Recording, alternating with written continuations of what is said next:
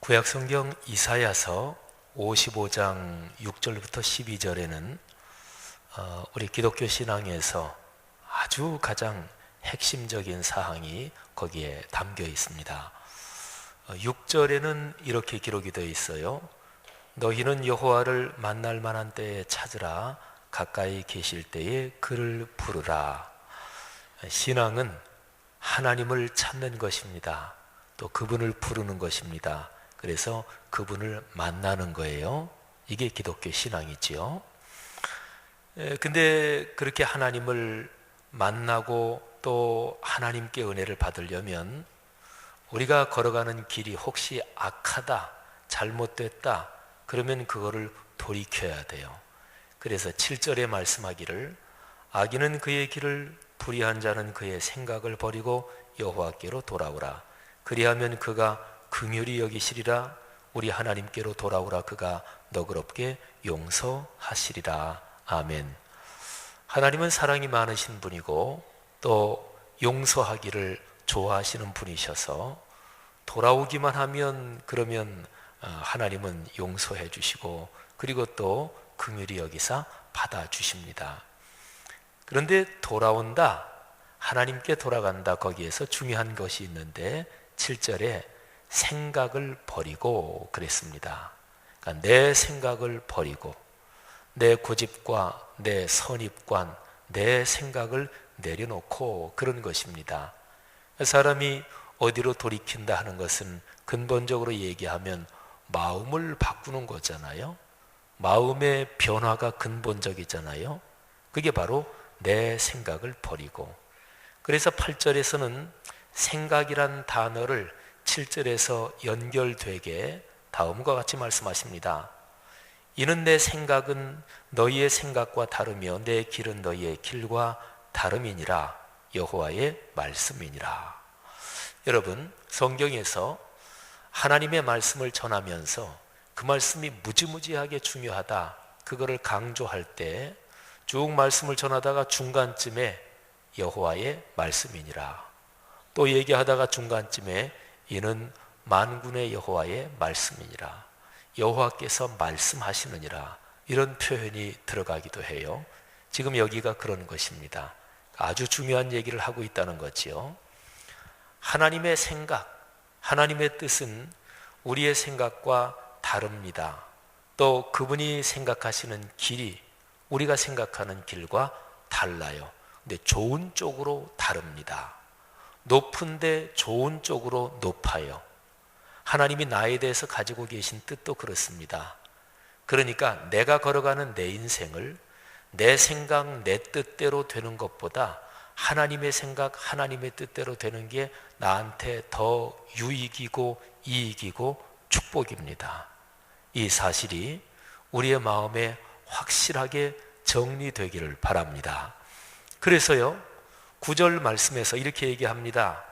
이는 하늘이 땅보다 높음같이 내 길은 너희의 길보다 높으며 내 생각은 너희의 생각보다 높다.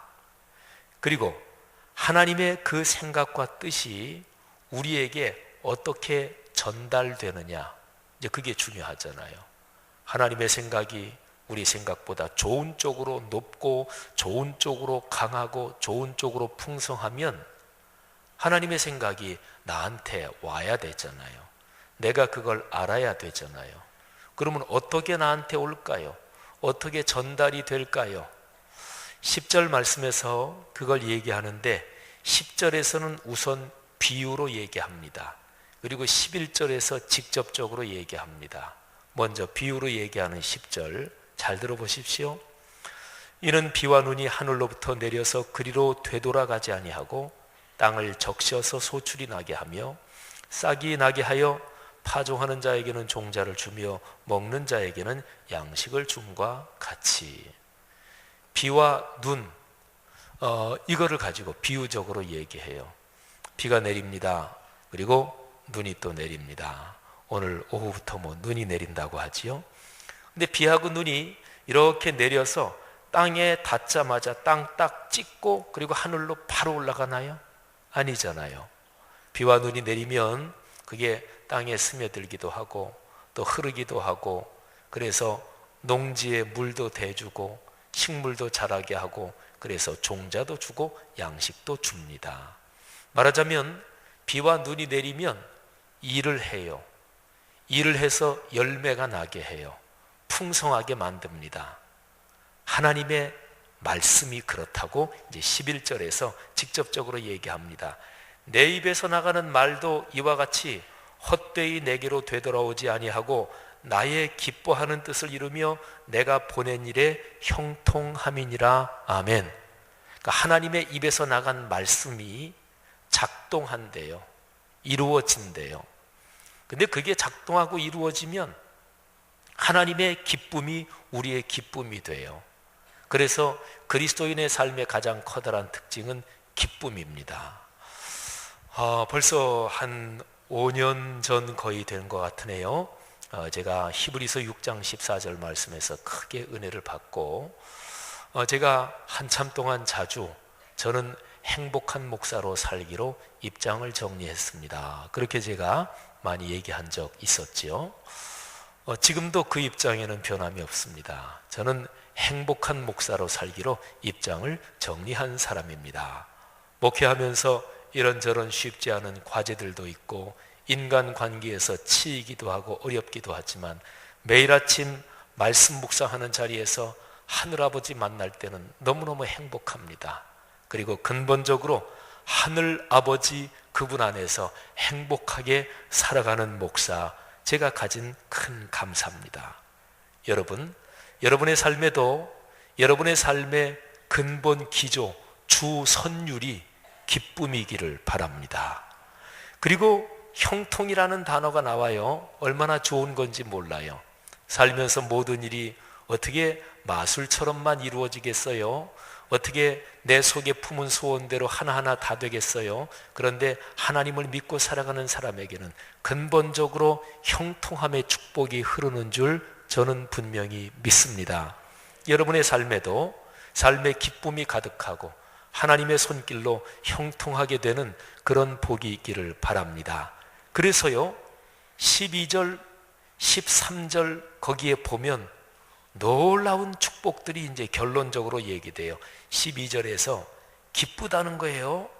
너희는 기쁨으로 나아가며 평안히 인도함을 받을 것이요 산들과 언덕들이 너희 앞에서 노래를 바라고 들의 모든 나무가 손뼉을 치고, 나무가 손뼉 치는 거 보셨어요? 근데 여기에 12절 말씀이 비유적인 표현이지, 그런데 비유도 너무나 생생한 비유입니다. 그런 체험들 다 하셨지요?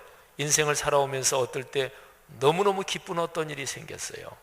그때는 모든 게 다 나를 위해서 노래 불러주는 것 같아요. 너무너무 내 손주가 잘 돼서, 그렇게도 그리던 대학에 합격돼서, 또는 좋은 직장에 취직돼서, 또는 어려운 병에 걸렸는데 치유가 돼서 너무나 행복하고, 그래서 길을 걸어갈 때는 나무가 흔들리는 게 나무가 나를 향해서 손짓하는 것 같아요. 여기 12절 말씀이 정확하게 그런 거 아닙니까?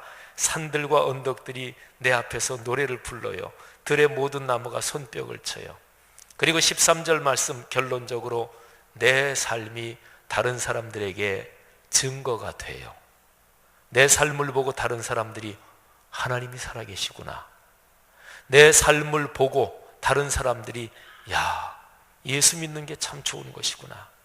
기독교 신앙의 가치관, 인생관, 세계관이 참 품격 있고 그리고 더불어 잘 사는 그런 것이구나 하고 느낀다는 거예요. 13절이 그런 거예요.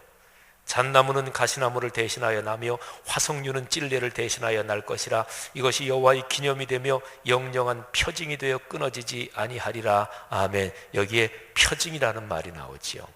사랑하신 여러분, 이사야서 55장 6절부터 13절 말씀이 여러분 삶의 신앙으로 걸어가는 인생의 중심에 자리 잡기를 주님의 이름으로 축복합니다.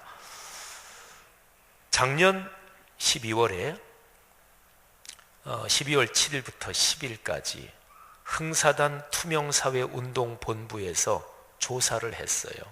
서울, 경기, 인천 지역에 사는 초등학생, 중학생, 고등학생 2,000명에게 설문조사를 했습니다.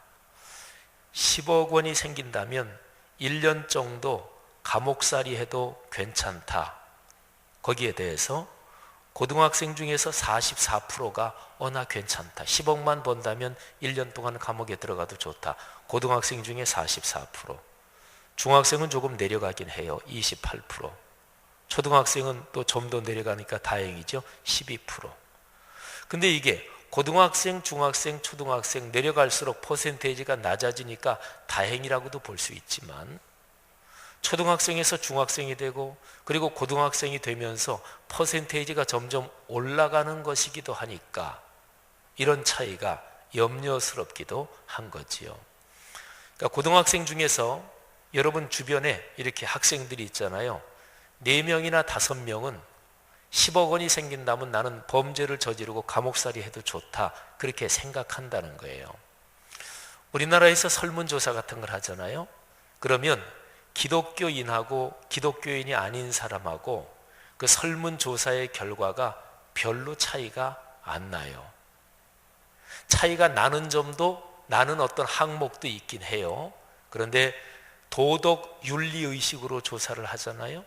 그러면 기독교인들하고 비기독교인들하고 슬픈 일이지만 별로 차이가 안 나는 게 우리의 현실입니다. 자, 그러면 지금 이 얘기는 먼데 나라 다른 얘기하는 게 아니고 여러분과 저, 우리의 아들, 딸, 우리 손녀, 손자에 대한 얘기라고 보시면 돼요. 작년 12월에 설문조사에서 바로 어제 그제 신문들에 다 보도가 되고 지금 그런 얘기예요. 5년 전에요. 2008년 9월에는 한국투명성기구에서 전국의 중고생 1100명을 대상으로 조사를 했어요. 반부패 인식조사. 근데 그때는 10억에 10년 감옥살이였어요. 작년 12월 달에 조사한 거는 10억 번다면 1년 감옥살이 하는 거. 근데 2008년에는 10억을 버는 대신 10년 감옥살이 해도 좋으냐? 거기에 대해서 조사 대상의 청소년들의 17.7%가 좋다. 나는 10억 번다면 10년 동안 감옥에 들어가도 좋다. 10억 번다면 나는 범죄라도 저지르겠다. 17.7%가 그래요. 그런데요, 보통 사회과학적으로 설문조사하면 오지선다로 해요. 그게 사회과학적으로 제일 정확하거든요. 뭐 어떤 항목을 놓고 매우 그렇다, 약간 그렇다, 그리고 보통 이게 가운데죠. 그 다음에 별로 그렇지 않다, 전혀 그렇지 않다, 이렇게 해요. 근데 그때 당시에 설문의 퍼센테이지가 나온 게 10억 벌 수 있다면 범죄 저지르고 10년 감옥 속에 썩어도 좋다. 거기에 대해서 매우 그렇다, 나는 분명히 그런 기회가 되면 그렇게 한다. 그게 11.8%. 그리고 뭐 할 것 같다, 약간 그렇다. 그게 5.9%. 그래서 요거 두 개를 합친 게 17.7%라는 얘기예요. 그리고 중간에 보통 이게 10%고 별로 그렇지 않다 14.6%, 그리고 전혀 그렇지 않다 57.6%. 그런데요, 가운데 있는 10%, 보통, 중간, 요거는 전반적으로 상황이 안 좋아지면 이거는 나도 범죄를 저질러서라도 10년 감옥에서 썩더라도 나는 10억을 벌 수 있다면 그렇게 한다. 요 나쁜 쪽으로 붙을 수가 있어요. 우리가 어디 줄 서 있는 거 생각해 보세요. 줄 서 있는데 한두 사람이 새치게 해요. 그러면 다른 사람들이 인상을 찌푸리지요. 저런 사람들 때문에 문제야. 근데 인상 찌푸리고 또는 욕하는 사람들 중에서는 나도 저렇게 상황이 된다면 하고 싶은데 나는 못하고 하니까 미운 거예요. 근데 계속해서 줄이 흐트러지면 나중에는 확 흐트러지고 맙니다. 이게 집단 심리예요. 운전할 때 고속도로 갓길 있잖아요. 뭐 차가 많이 막힌다.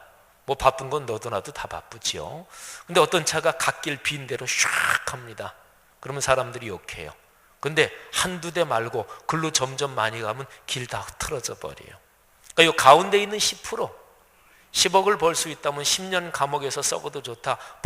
무슨 범죄든지 저지르겠다. 거기에서 나는 보통 중립이다. 요 10%는 이쪽으로 붙을 가능성이 있다니까요. 그렇게 되면은 27.7%가 됩니다. 어린아이들이 아니고 뭐 15살부터 30살까지 한국투명성기구에서 15살에서 30살까지의 남자 여자 1031명을 대상으로 조사를 했습니다. 30살까지니까 20대, 이 사람들이 청년들이잖아요. 이 사람들이 좀 자라면 30대가 되고 40대가 되고 우리 사회를 이끌어갈 텐데, 그런데 거기에서 정직하게 사는 것보다 거짓말이나 불법을 통해서라도 부자가 되는 것이 중요하다. 요 항목에 대해서 맞다. 거짓말, 불법을 통해서라도 부자만 된다면 좋다. 그게 중요하다. 거기에 대해서 그렇다. 이렇게 답한 게 40.1%예요. 그러니까 10명 중에 4사람은 거짓말, 불법, 범죄를 통해서라도 부자가 되는 게 중요하다. 이렇게 생각한다는 거지요. 아까 제가 말씀드린 대로 이거는 남 얘기하고 있는 게 아닙니다. 이제 우리 얘기라고 한번 생각하고 한번 잘 생각해 보십시오. 어떠십니까? 여기 계신 여러분들 어떠십니까? 우리는 그리스도인이에요. 그죠? 근데 한 10억을 번다면 뭐 무슨 범죄하고서 한 1년 정도 감옥살이, 그러면 뭐 그것도 괜찮으시겠어요? 저는 5년 전에 10억 10년 그거 제가 잘 기억하고 있거든요. 근데 그때는 10년을 어떻게 감옥 속에서, 근데 엊그제 이 뉴스 보고 10억에 1년 5년 전 걸 제가 잘 기억하고 있기 때문에 1년은 그거 할만하겠다 이런 생각이 무의식적으로 쑥 스쳐 지나갔어요. 제가 10년 통계를 그거를 기억하고 있으니까. 그래가지고 그때는 10년 10억인데 그제 뉴스를 보니까 10년 1년 그리고 10억이에요. 10분의 1이잖아요. 그래서 무의식적으로 제 머릿속에 그때보다 훨씬 낮아졌네. 1년 정도는 뭐 그냥 거꾸로 물고 나면서도 1년은 지나가지 않을까, 이런 생각이. 사랑하신 여러분, 오늘 이런 문제하고 연관해서 잠언 26장은 아주 중요한 메시지를 우리에게 전해주고 있습니다. 자, 성경에 별명이 붙은 장이 여러 개가 있어요. 한번 여러분의 성경 지식을 좀 한번 여쭤보겠습니다. 믿음장 그러면 히브리서 11장, 그건 많이 알고 계시죠. 그러면 사랑장 그러면 뭔가요? 고린도전서 13장. 요거 2개까지만 제가 공개적으로 여쭤볼게요. 이제 제가 앞으로 하는 거는 그냥 대답은 하지 않으셔도 돼요. 그냥 마음속으로.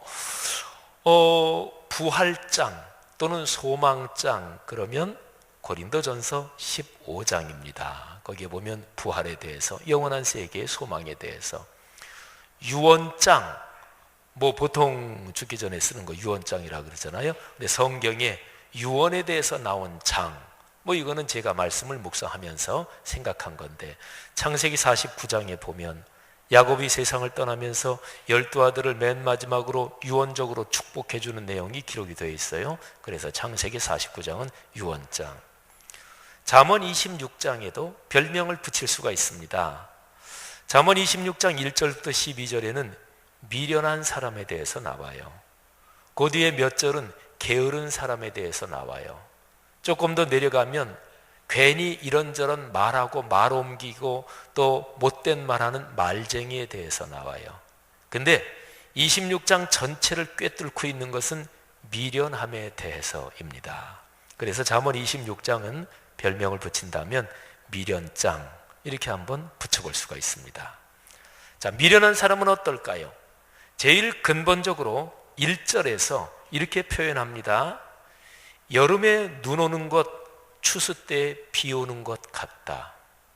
고대 근동지방, 이 성경이 쓰여진 그 고대 근동지방 그 배경은요, 농경 문화권, 유목 문화도 있긴 했지만, 근데 보통 일반적으로 농경 문화, 유목도 마찬가지예요. 양떼들 데리고 다니면서 양떼들에게 풀 먹이고 하려면 여름과 겨울을 중심으로 계절의 축이 돌아가는 거, 그 주기에 따라서 옮기고 그러는 거니까. 농경 문화는 더욱더 그렇지요. 여름에 눈 오지 않습니다. 또 추수 때 일반적으로 비 오지 않고, 여름에 눈 오면 큰일 나지요. 추수 때 비 오면 상당히 곤란하잖아요. 그러니까 계절의 순환, 이게 엉킨다, 그런 거지요. 그러면 얼마나 힘들어요? 그런데 1절 앞에 보면 미련한 자가 영예를 가지면 그게 그렇다, 이렇게 표현합니다. 영예, 명예 또는 높은 지위, 그냥 시장말로 얘기하면 미련한 사람이 완장을 차면 그러면 다른 사람이 힘들다, 이런 거예요. 여러분, 어떤 모임에 회장이 미련하면 그 모임에 속한 사람들이 고생합니다. 국가의 통치자가 지혜롭지 못하고 미련하면 그 국민이 고통을 받습니다. 어느 한 시대에 그 시대를 움직이는 중요한 자리에 앉아 있는 사람들이 미련하면 그 시대가 불행해지는 거예요. 그러니까 미련한 자가 영예를 가지면 여름철에 눈 오고 그리고 추수 때 비 오는 것과 같다. 그러니까 다른 사람에게 피해가 간다, 그런 얘기예요. 사람이 미련해서 자기 혼자 어렵고 뭐 자기 혼자 그렇다면 그건 무슨 상관이 있겠어요? 근데 사람은 근본적으로 더불어 사는 존재입니다. 인간관계 아무것도 없이 나 혼자만 산다, 그런 사람은 아무도 없어요. 그리고 특별히 인간관계에서 내가 어떤 자리에 오르게 된다, 어떤 직책을 맡게 된다, 그럴 때는 반드시 내 삶이, 내가 하는 말이나 내가 하는 행동이나 내가 하는 판단 결정이 다른 사람에게 영향을 끼쳐요. 그래서 미련한 것이 문제인 것은 우리 사람은 공동체 가운데 살기 때문에 그렇습니다. 사랑하신 여러분, 1절을 한번 거꾸로 뒤집어 보면은요, 그 사람이 지혜롭잖아요. 그러면 그 사람이 영예, 명예 어떤 자리에 오르고 어떤 자리에 있을 때 그 사람을 통해서 다른 사람이 행복해진다는 거죠. 여러분, 그런 축복이 있기를 바랍니다. 그런 축복을 사모하시기를 바랍니다. 하나님, 나를 통해서 다른 사람이 행복해지게 하옵소서. 나를 통해서 다른 사람이 기쁘게 하옵소서. 내가 선한 영향력을 갖게 하옵소서. 그런데 여러분 중에 나는 뭐 높은 자리에 있는 것도 아니고 나는 무슨 영예, 명예를 가진 것도 아닌데, 그런데 생각해 보세요. 사람은 살면서 누구나 다 인간관계 속에서 어떤 자리에 있어요. 부모의 자리, 그러잖아요. 부모가 지혜로워야 자식들이 행복합니다. 부모가 미련하면 자식들이 불행해집니다. 평생 힘들 수가 있어요. 부모의 자리. 친구들과의 관계에서 선배이시잖아요. 또는 회사에서 내가 과장이다 그러면은 내 부서에서 같이 일하는 부하 직원들이 있을 거 아니겠어요? 또는 사회적인 이런저런 활동에서 우리는 언제나 어떤 자리에 있잖아요. 교회에서 봉사하는 것도 마찬가지지요. 여러분, 내가 살아가면서 내가 있는 그 위치에서 나 때문에 다른 사람이 행복해지는 것처럼 커다란 복이 없지요. 그게 미련함은 그게 아니고 반대로 된다는 거죠. 하나님께서 우리 그리스도인들을 축복하시기를 간절히 바랍니다. 그래서 그리스도인이 사회 속에서 또는 교회 공동체 속에서 어떤 자리에 있든지 그리스도인들 때문에 다른 사람이 행복해지고 그리고 세상이 밝아지고 아름다워지는 축복이 있기를 간절히 바랍니다. 여러분, 1절에서 그렇게 지나고서요, 2절을 잠깐 건너뛰어서 3절을 가보면 말에게는 채찍, 나귀에게는 재갈, 미련한 자의 등에는 막대기. 자, 나귀하고 말, 거기에는 채찍과 재갈이 필요하대요. 우리 시골에서 소 부리잖아요, 그죠?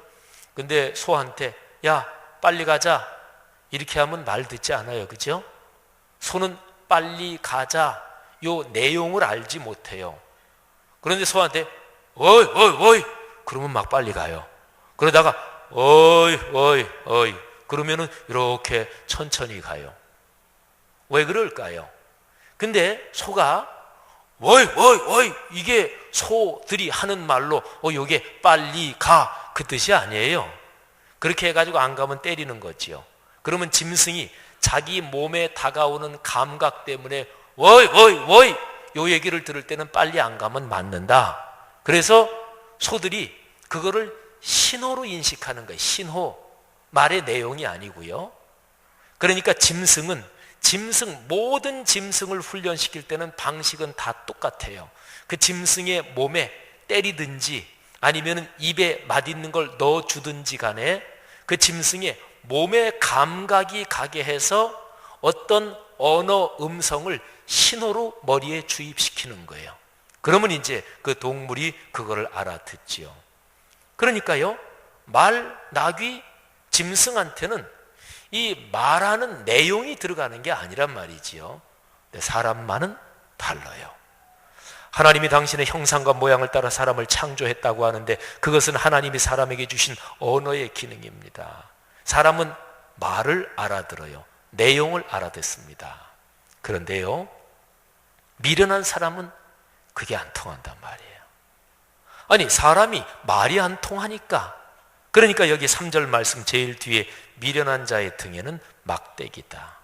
그러니까 사람다움이 사실은 이미 많이 없어진 거다, 그런 얘기죠. 여러분, 잠언 26장 전체가 미련한 것에 대해서 중심으로 흐르는 그런 내용을 담고 있는데, 특별히 1절부터 12절까지는 아주 구체적으로 미련한 자가 이렇다, 그런 내용이 계속 나와요. 근데 거기에서 제일 중요한 게 말에 대한 것입니다. 그 사람이 미련한지 보려면 그 사람 말하는 걸 보면 알아요. 그 사람이 지혜로운지 알려면 그 사람 말하는 걸 보면 알아요. 자, 그래서 1절부터 12절까지 중에서 2절이 아주 중요한 내용을 담고 있습니다.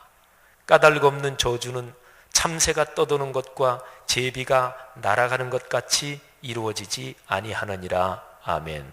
참새가 이렇게 여기저기 떠도는 것, 제비가 날아가는 것, 그런 것처럼 이게 뭔지 모른다, 이루어지지 않는다.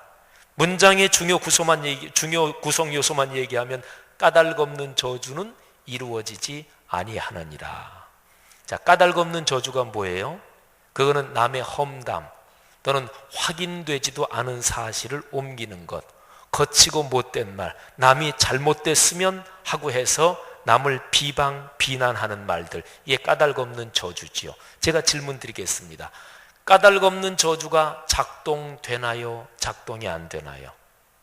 작동이 안 된다 이렇게 얘기하시는 분들은 화성에서 온 사람, 아니면 목성에서 온 사람이고, 사람이 사는 지구 행성에서는 까닭 없는 저주가 기가 막히게 작동돼요. 선거 때 보면 아시잖아요, 그죠?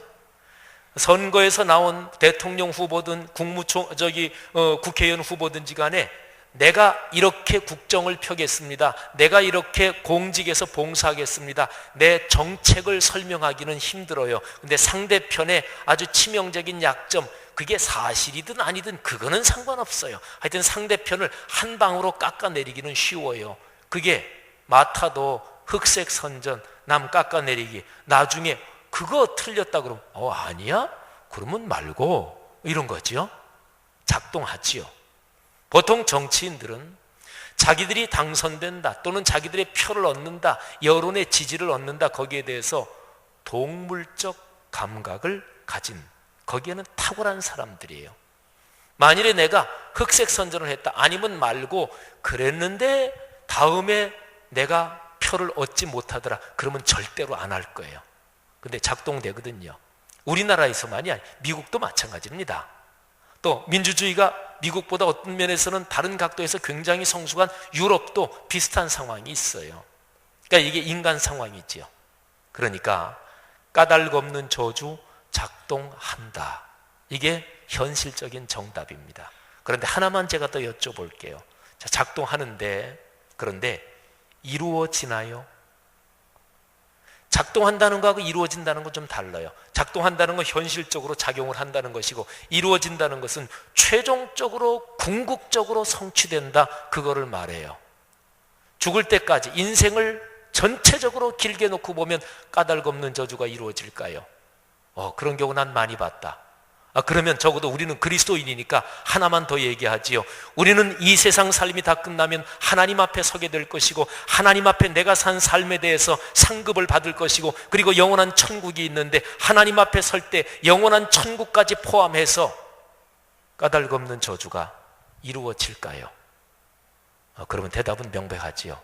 이루어지지 않습니다. 까닭 없는 저주가 이루어진다면 잠언 26장 2절, 잠언 262, 이거는 거짓말이에요. 하나님은 신용불량자가 돼버리지요. 당신이 명백하게 이렇게 얘기하고서 그게 안 이루어진다면 그러면 그 말씀은 거짓말이잖아요. 사랑하신 여러분, 생각해 보십시오. 잠언 262, 까닭 없는 저주는 이루어지지 아니하느니라, 이 말씀을 말씀 그대로 믿으십니까? 기독교가 어떻게 하면 올바로 설 수 있을까요? 어떻게 하면 교회가 교회다워지고 그리스도인이 그리스도인다워질까요? 뭘로 한번 평가해 볼 수 있을까요? 리트머스 시험지는 무엇일까요? 시금석은 무엇일까요? 잠언 262 이걸 가지고 대보면 돼요. 까닭없는 저주는 이루어지지 아니하느니라. 이 잠언에서는 그렇게 얘기합니다. 그런데 여러분은 어떠십니까? 잠언 26장 2절 말씀, 까닭없는 저주는 이루어지지 아니하느니라, 이 말씀이 분명히 이루어진다는 것을 여러분은 믿으십니까? 아까 드렸던 우리 설문조사의 결과 내용, 그거를 가지고 얘기한다면 10억 벌 수 있다면 1년 감옥살이하고 나와도 좋다. 거기에 대해서 여러분은 어떠십니까? 용서하십시오. 그리스도인들이 앉아있는데 그렇게 질문을 드려서. 아니면 여러분의 자녀가 어떠길 바라십니까? 자녀들, 아이들 생각이 어떤지 그건 둘째치고 여러분이 여러분 자녀에 대해서 어떠길 바라십니까? 내 아들 내 딸, 야, 감옥에 1년 들어가도 10억이 딱 손에 들어올 수 있다면 그렇게 해도 그게 인생, 그게 맞는 거야. 그게 더 좋은 거야. 혹시 자녀에 대해서 그런 생각 가지신 분 여기 계신가요? 없기를 간절히 바라지만, 그런데 아까 우리 설문조사 결과를 봤잖아요. 고등학생이 10명 중에 4명, 5명은 그렇단 말이에요. 그러면 어른으로 올라갈수록 초, 중, 고등학생 점점 높아졌으니까 아마 떨어지진 않을 테고 최소한도 같은 퍼센테이지든지 어른으로 올라가면 퍼센테이지가 조금이라도 높아지지 않을까 싶은데, 여기 계신 분들이 여러분 자신 말고 여러분 자녀가 인생길을 살아가면서 여러분 자녀가 어떠길 바라십니까? 한 가지만 질문 더 드릴까요? 여러분 자녀들은 어떻다고 생각을 하십니까? 자녀들 생각을 부모가 잘 몰라요. 자녀들은 부모한테 얘기 다 하지 않습니다. 사회적으로 큰 무리가 일어난 그런 사건에 자녀가 연관된 그런 부모들이 나중에 경찰 조사나 이런 걸 받을 때 공통적으로 하는 얘기가 있습니다. 내 딸이 그럴 줄은 꿈에도 생각 못했다. 내 아들 내 딸이 무슨 무리를 일으켜서 학교에 불려가든지 뭐 이럴 때 부모는 누구나 다 자기 아들 자기 딸 변호하죠. 그때 모든 부모들이 공통적으로 하는 얘기가 있습니다. 내 아들 그런 애 아니에요. 내 아들이 그랬을 리가 없어요. 그런데 어째요? 나중에 보니까 그랬네. 여러분의 아들, 딸, 손녀, 손자는 어떨 것 같습니까? 걔네들 생각이. 10억 벌 수 있다면 1년 감옥석에 들어가도 나와도 좋다. 4명, 5명 혹시 그 범위에 속한다고 생각하지는 않으십니까?